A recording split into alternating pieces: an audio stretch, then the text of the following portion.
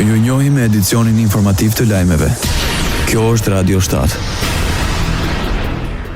Shkarkoi gjyqtari apelin në Republikën e Maqedonisë së Veriut Enver Bexheti. 5 muaj më parë u vendos në listën e zezë të Shteteve të Bashkuara bashkë me irzëvendës kryeministrin e aratisur Artan Grupi. Mbi të rëndojnë dyshimet mbi përfshirjen në një aferë korrupsioni për të ndihmuar shefin e policisë sekrete Sasho Mielkov që të shpëtojë nga drejtësia. Informacioni për shkarkimin e tij erdhi përmes Këshillit Gjyqësor. Pas këtij momenti, Bexhetit i linde drejta ta ankimojë brenda 8 ditësh procesin përpara Këshillit për ankesa në Gjykatën Supreme. Këshilli është i përbërë nga 9 gjyqtar të gjykatave të ndryshme dhe që zgjidhen me short. Forca më e madhe e qeverisëse në Maqedoninë e Veriut, VMRO DPMNE, premton 2 miliardë euro për rekurudhën e shpejtë Tabanos Xhevgjeli.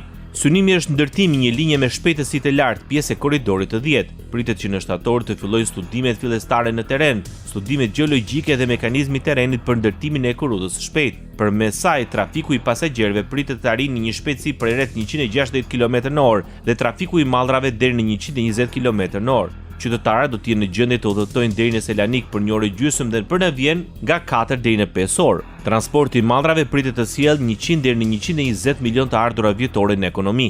Rajoni. Policia e Kosovës ushtron kontrolle në zyrat e Ministrisë së Bujqësisë, Agjencisë së Ushqimit dhe Agjencisë për zhvillim të bujqësisë dhe zyrën e një kompanie private. Shkaku bën dyshimet mbi keq përdorimin e kontratës për dhënien me qirat të implantit të mbetjeve shtazore. Sipas njoftimit zyrtar të prokurorisë, në pyetje është marrë ministri Faton Peci dhe drejtori i Agjencisë së Ushqimit dhe Veterinarisë Bekim Hoxha.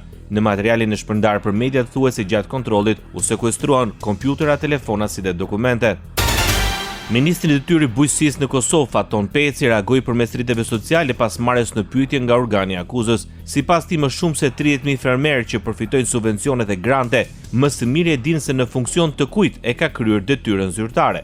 Për ministrin Peci, fermerët që përfitojnë në baza vjetore subvencionet e grante janë dhe dëshmitarat më të vëmendshëm në çdo cep të Kosovës. Radio 7, zëri pozitiv i qytetit. Kryen më shumë se 50% e punimeve për zgjerimin e autostradës Tiranë-Durrës. Projekti pritet të përfundojë brenda 2 viteve. Zgjerimi do të përfshijë shtimin e 3 korsive hyrëse dhe dalse. Përmes tyre pritet të ulet trafiku.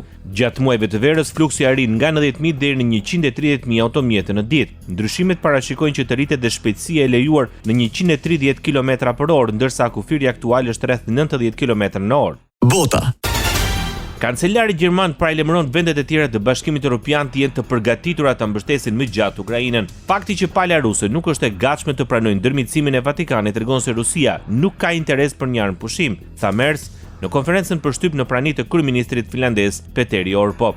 Sipas kancelarit, Rusia po përdor anije cisterna të dëmtuara të naftës për të ruajtur tregtinë e naftës dhe për të financuar luftën kundër Ukrainës. Në Finland, Merz përsëriti se nuk duhet ketë kufizime në rrezën e veprimit për sistemet e armëve të dorëzuara. Kjo është praktikisht e parëndësishme për dërgesat gjermane sepse në shumicën e rasteve ato nuk kanë rrezën e nevojshme për të arritur në territori rus dhe prej kohësh nuk ka pasur kufizime në distancë për raketat franceze dhe britanike të lundrimit.